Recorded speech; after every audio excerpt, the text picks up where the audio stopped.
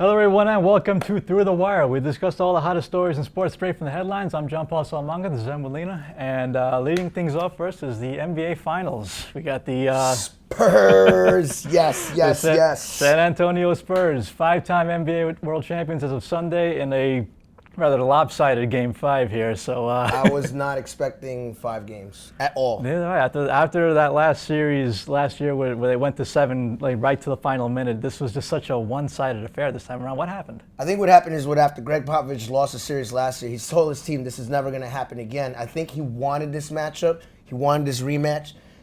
This whole entire season for Greg Popovich, it was a masterpiece. It was watching Picasso. It was. From Game 1 through Game 82, all the way through the playoffs. This is a masterpiece that Phil Jackson or Red Auerbach or any of these guys, Pat Riley, would be proud of. How this guy, you cannot keep this guy out of that pantheon. You have to keep him in this pantheon. This is who he is. Absolutely excellent job by the Spurs. But now here's a big question now. This is their second finals in a row. This time around they got the job done. Can they repeat? Especially considering that this roster, it's not getting any younger. But it doesn't seem to stop them before. But didn't people say that last year after they lost? They that did. They were washed They did. up? So, can they? Sure, absolutely. Do they want to? I mean, Greg Pops is getting older. Tim Duncan's getting a little older. You know, you could easily walk out on top if they wanted to.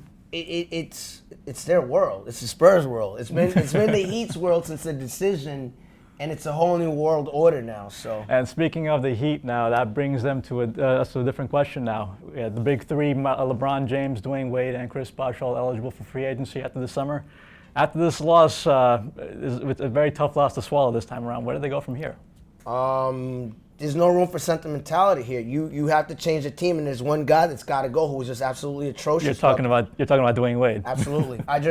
Look. He's their Derek Jeter. He's their Kobe Bryant. You know, he's been a long part of the team, even with Shaq and with LeBron. He's got to go. I mean, he was not Robin. He's supposed to be Robin. Mm-hmm. You know, this was just Batman and you know, I don't know, one of the Teen Titans and Chris Bosh. I don't know, but it just and Bosh was helpful. He was. You keep Bosh. This is what I would do: keep Bosh, keep LeBron, buy Wade, go get Melo. And moving on to the NFL, word just broke that the Broncos have offered Demaryius Thomas a 5-year contract. Details on the financials still not available, but what do you think? Youth-wise, great move. You always want to keep your team young. 26 years old, right? Yeah. I still want to see what the numbers are as far as the budget. It's in the cap league, you always got to realize what the numbers are. Also the guaranteed money, because this is the NFL, not the whole entire contract guaranteed.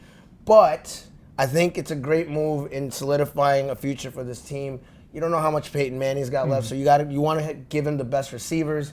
You know, speaking on that note, I know that the Broncos did lose Eric Decker over the offseason, so now the question is, can Demaryius Thomas pick up the slack here? I don't think there's any slack to pick up. I mean, Eric Decker was a third-string receiver. That's that simple. Thomas is a first-string, legit first-stringer. Guys like Decker are replaceable, and the Jets overpay for him. It's that simple, really.